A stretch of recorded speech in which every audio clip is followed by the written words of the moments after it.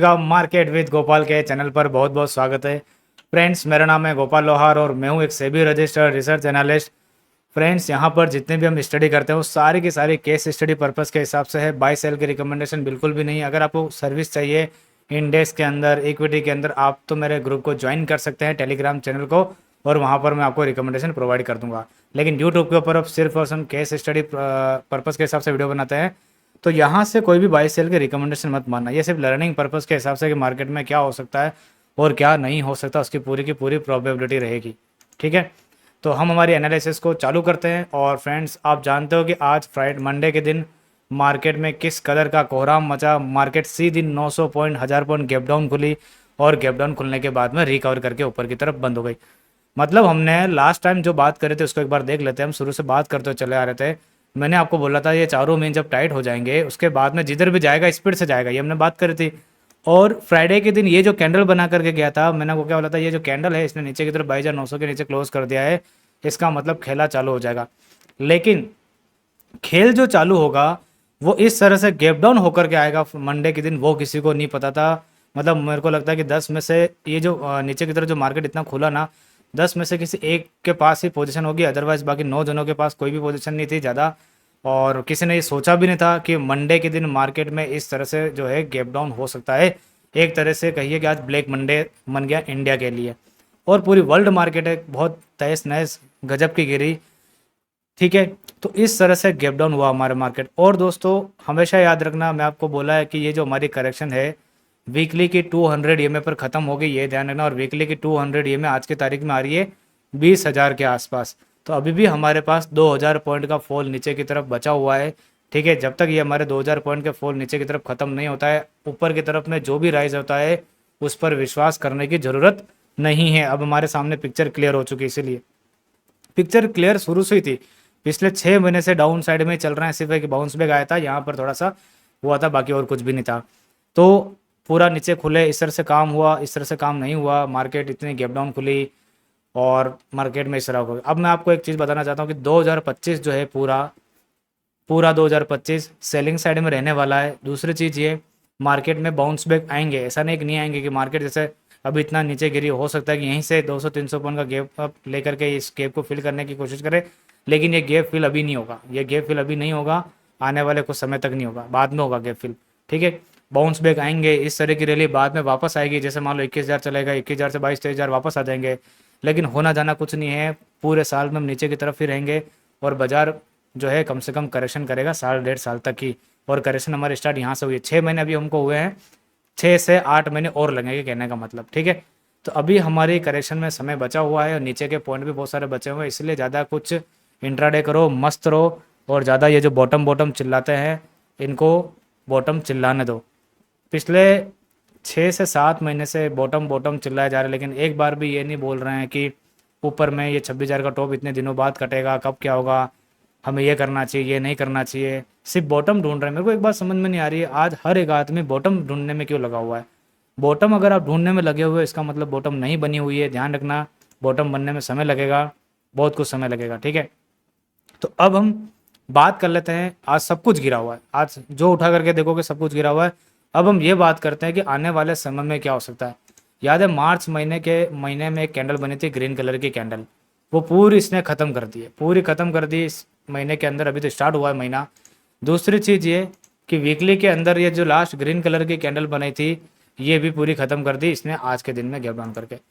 हमने एक डिस्कस किया था कि ये जितने राइज में ऊपर गया है, अगर इसको नीचे आना तो इतने कम समय में नीचे तोड़ेगा कि आपको पता भी नहीं चलेगा। और आप देख लो, ये जितनी कैंडल बनी 13-14 कैंडल, यहाँ से नीचे आने में मात्र 7-8 कैंडल लगे इसने और खेल खत्म कर दिया नीचे की तरफ। अब आने वाले समय में कौन सा लेवल ऐसा है कि जहाँ पर हमें ज़्यादा फोकस करना है और बाजार जो है ऊपर जाएगा नीचे जाएगा। देखो, ऊपर में तो आप जो रेजिस्टेंस लगाना चाहो लगा सकते हो, 22,500 लगा लो, 22,600 लगा लो, लेकिन मेरे को नहीं लगता है कि कोई रेजिस्टेंस है ऊपर में। क्योंकि ऊपर कहीं से भी गिर सकता है, 22,500 जा कर के भी गिर सकता है, 22,600 भी गिर सकता है, 22,800 भी जा कर के गिर सकता है, कहीं से भी गिर सकता है। लेकिन फिर भी मैं आपको एक ऐसा लेवल बता के जाऊँगा जहाँ पर आपको फोकस रखना है। ये जो दिख रहा है ना हाई पॉइंट, इस वाले हाई पॉइंट का वो लेवल है 22,700 का। अब जब तक 22,700 से ऊपर आकर के मार्केट सस्टेन नहीं करती, तो इनको एक ठीक ठाक ढंग का बाउंस बैक नहीं मिलने वाला है। ठीक है, ये चीज़ ध्यान रखना। और 1 घंटे के अंदर 20 EMA और ये जो 10 EMA दिख रही है, यहाँ कहीं पर भी टेस्टिंग होती है इसकी, यहाँ से ये और स्पीड से गिर सकता है, ठीक है। जितना स्पीड में ऊपर जाएगा उतनी ही स्पीड से नीचे की तरफ आएगा, याद रखना आपको, ठीक है। तो ऊपर में आपको लेवल ध्यान रखना है 22,700 का, लेकिन ये फिर भी लेवल बहुत ज़्यादा दूर है, फिर भी ये एक पॉइंट ऐसा ध्यान रखो, ठीक है। उससे पहले शॉर्ट टर्म के लिए अगर मैं लेवल की बात करूँ तो 22,300 का, उससे अगर शॉर्ट टर्म की लेवल बात करें 22,300 का एक रेंज है। अब जब तक 22,300 के अंदर नहीं आएगा, 22,700 तक की रेंज ऊपर की तरफ ओपन नहीं होगी। और मुझे लगता है कि सेल ऑन राइज वाला मार्केट है ऊपर की, तो क्योंकि ये वेव जो है ये वाली 3 वेव में कन्वर्ट पूरी तरह हो चुकी है, तो इसका मतलब एक नई वेव जो है यहाँ से स्टार्ट हो चुकी है। ये नई वेव जो है यहाँ से स्टार्ट हो चुकी है, तो अब देखते हैं ये नई वेव नीचे कहाँ तक चलती रहती है, 20,000, 19,000, 18,000 कहाँ पर जाकर के ख़त्म होती है वो बाद में देखेंगे। लेकिन ये वेव स्टार्ट हो चुकी है, ठीक है। इसके ऊपर जो भी बाउंस बैक मिलता है इंट्राडे के दौरान, आप अपने स्टॉप लॉस जो भी अपने टेक्निकल सीख रखा है उसके हिसाब से आप करो। जैसे मैं तो क्या है कि मेरा जैसे ये मूविंग एवरेज रहती है, जैसे 1 घंटे का चार्ट हो सकता है मैं 10 EMA पर यहाँ पर स्टॉप लॉस लगा करके सेल करूँ। यहाँ से मेरा मान लो स्टॉप लॉस ट्रिगर हो जाए तो मैं फिर ये 20 EMA के आसपास आकर के मैं सेलिंग बनाऊँ वापस से, और यहीं का स्टॉप लॉस लगाऊँ। तो वो अपने जो भी सीख रखा है उसके हिसाब से आप काम करो, ठीक है। तो सेल ऑन राइज वाली मार्केट है, बाउंस बैक के लिए बिल्कुल भी मुझे नहीं लगता प्ले करना चाहिए आपको। ऐसा लग रहा है कि आपके मन में आ रहा है कि मार्केट में बहुत ज़्यादा गिरावट आ गई है और मुझे तो ना बाउंस बैक तो आएगा, लेकिन ये बाउंस बैक के चक्कर में मत पड़ो, ठीक है। मार्केट के साथ में चलो, ज़्यादा गिर गई है और ज़्यादा गिर सकती है, ज़्यादा गिर गई और ज़्यादा गिर सकती है, जितना आप नहीं सोच सकते उतना ज़्यादा गिर सकती है। इसीलिए क्योंकि ये ट्रेंड जो है नीचे की तरफ हो गया है, इसलिए नीचे ये मत सोचो यहाँ खत्म हो जाएगा, यहाँ खत्म हो जाएगा। ये खेल खत्म होगा 19,000 और 20,000 के बीच में, ठीक है, ठीक है। उसके बीच में कोई भी चेंजेस होगा तो हम बाद में बात करेंगे। तो ये पूरी निफ्टी की एनालिसिस है। अब हम समझ लेते हैं कि कल परसों क्या हो सकता है। ये है 5 मिनट का चार्ट। 5 मिनट के चार्ट में इमीडिएटली जो रेजिस्टेंस बना हुआ है वो 22,300 का बना हुआ है, नो डाउट। और ये 5 मिनट की 200 में ज़्यादा, यानी कि 22,300 और 22,500 यहीं कहीं पर जाने के बाद में वापस से सेलिंग नीचे की तरफ क्रिएट हो सकती है, और बाजार जो है वापस से नीचे की तरफ गिर सकते हैं। और अभी इन्होंने मार्केट ने जैसे 21,750 पर जो लो पॉइंट बनाया, मुझे नहीं लगता है कोई सपोर्ट वपोर्ट है, पहली बात बता रहा हूँ मैं। 22,000 जैसा कोई सपोर्ट वपोर्ट कुछ नहीं होता, ये नीचे की तरफ सीधा मैं तो आपको बताऊँ इस चाल के अंदर में 21,000 जा सकते हैं। 20,000 की बात बाद में करेंगे, लेकिन इसी चाल के अंदर यहाँ से जो स्टार्ट हुआ है इसी चाल के अंदर हम 21,000 जा सकते हैं, यानी कि हमारे सामने यहाँ से 1,000 पॉइंट का फॉल अभी और बचा हुआ है। लेकिन अब मार्केट इतनी ज़्यादा गिर चुकी है एक ही दिन में 800 पॉइंट में, तो 2-3 दिन तक साइडवेज ऊपर नीचे करने के बाद में एक नई गिरावट बाद में स्टार्ट हो सकती है, ध्यान रखना, ठीक है। इस पूरी गिरावट को डाइजेस्ट करेगा थोड़ा सा ऊपर ऊपर नीचे जाने के बाद में, और उसके बाद में नीचे गिराना चालू कर देगा, ध्यान रखना, ठीक है। तो 21,000 का फाइनल हमारा इसी के अंदर नीचे की तरफ एरिया है जहाँ पर बाजार सपोर्ट लेने की कोशिश करेगा, लेकिन वो भी एक टेम्प्रेरी सपोर्ट ही होगा क्योंकि वीकली की 200 पर जाना ना, इसीलिए, ठीक है। ये चीज़ आप मान करके चलिए। बाकी आप इंट्राडे में किस हिसाब से समझते हो किस हिसाब से नहीं समझते हो वो आप देख लेना। मैंने दोनों लेवल बता दिया आपको, 22,300 पहला और 22,700 लास्ट, ठीक है। ये वाले लेवल है। अब एक कमेंट आया था कि बैंक निफ्टी हमने कवर नहीं करी थी लास्ट वाले वीडियो में। बैंक निफ्टी कवर इसलिए नहीं करी थी मैंने क्योंकि बैंक निफ्टी में था कुछ नहीं बताने के लिए। जब निफ्टी में डाउन साइड दिख रहा है तो बैंक निफ्टी ऑटोमेटिकली गिर ही जाएगी भाई। जब यहाँ से लग रहा था कि निफ्टी नीचे गिर जाएगी तो बैंक निफ्टी कैसे टिक पाएगी ऊपर, वो तो सिर्फ इन्होंने ऐसे ही दिखाया हमें कि हम नहीं गिर रहे। लेकिन यहीं हमने बात करी थी कि हम इस मूविंग एवरेज के पास में आएंगे और बिल्कुल यहाँ पर आ गए।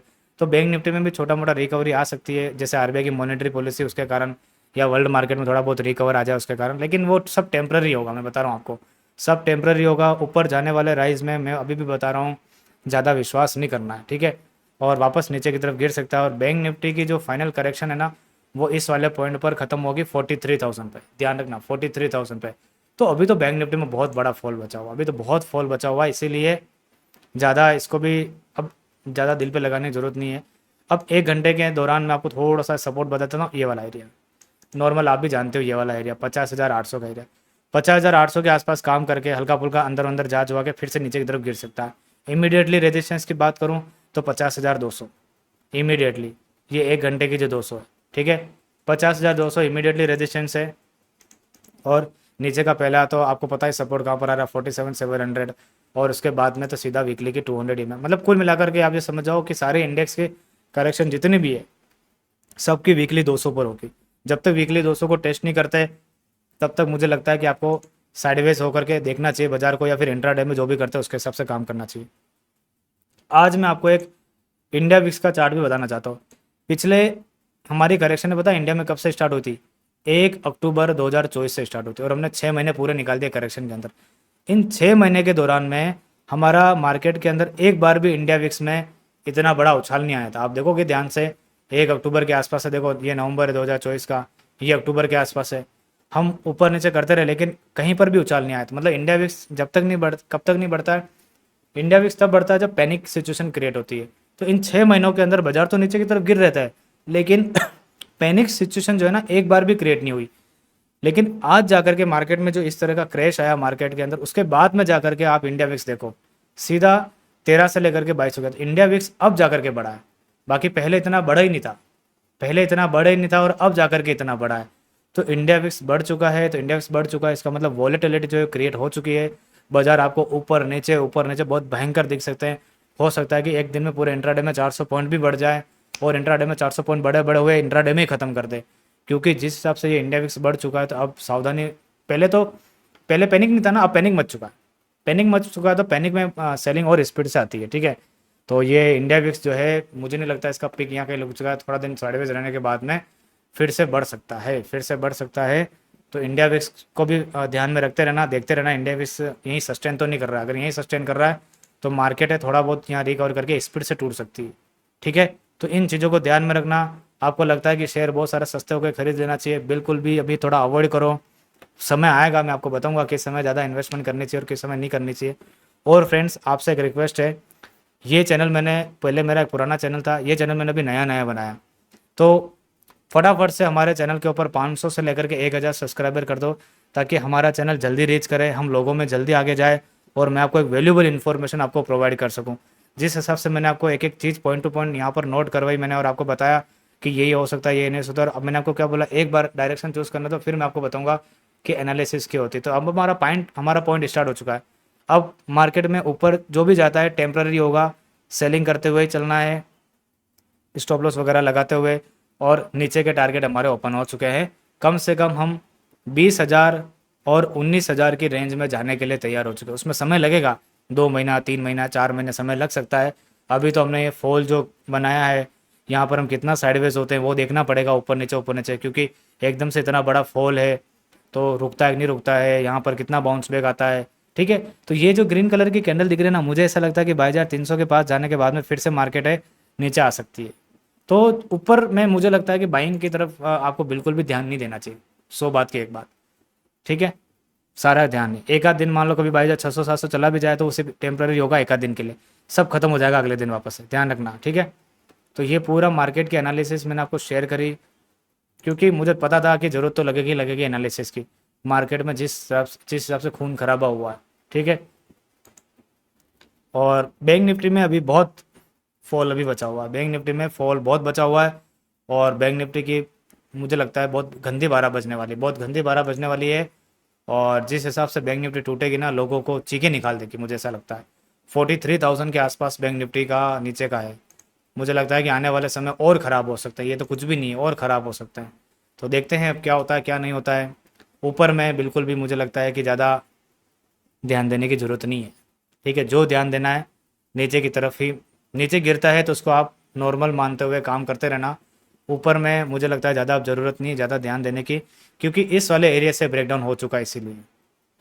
ठीक है, ऊपर जाता है तभी भी मैंने आपको बोला था ऊपर जाएगा तो भी स्पीड में जाएगा, लेकिन ऊपर जाने की कोई वजह थी नहीं, इसलिए बाजार 2 अप्रैल तक का वेट कर रहे थे और मार्केट में वहीं से डाउनफॉल वापस से आ गया। ठीक है, तो ये वेव डैमेज हो चुकी है और ये एक्स वेव बन गई है, A B C।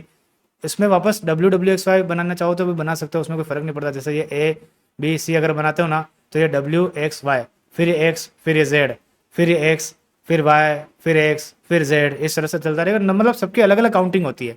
ठीक है, कुल मिलाकर के हमने यहाँ से नई वेव चालू कर दी है, नई वेव चालू कर दी है, तो इसका कैंसिल होने का पॉइंट है यहाँ पर। ठीक है, बहुत दूर है। ठीक है, अब आपको बहुत दूर लग रहा होगा ना, यहाँ था तब सबको लग रहा था 2200 चले जाएंगे, कोई कह रहा था 26,000 वापस चले जाएंगे, कोई कह रहा था वहाँ चले जाएंगे। लेकिन मैंने आपको क्या बोला था, wait and watch, wait and watch. यहाँ पर डायरेक्शन मिल चुकी है, बाजार नीचे जाने को रेडी है।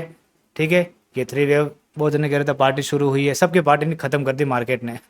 इसलिए क्या है कि बॉटम बॉटम जो चिल्ला रहे थे ना मार्केट में, इस तरह से बॉटम में नहीं बनती, बॉटम तो उस दिन बनेगी जिस दिन मार्केट में खतरनाक हाहाकार मचेगा।